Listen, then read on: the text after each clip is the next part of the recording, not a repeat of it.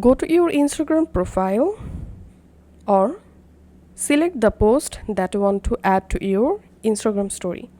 In my case, I'm going to adding my post as my story. So this is the post. I'm tapping on this share icon and here tapping on add to story.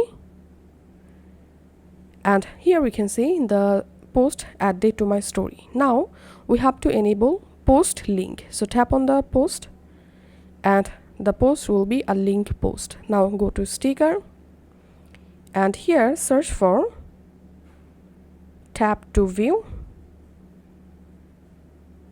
Scroll down under Giphy. You will find bunch of different tap to view sticker. You can go ahead and add any of them, and now increase the Giphy sticker just like so and tap on send. Select your story and share the story.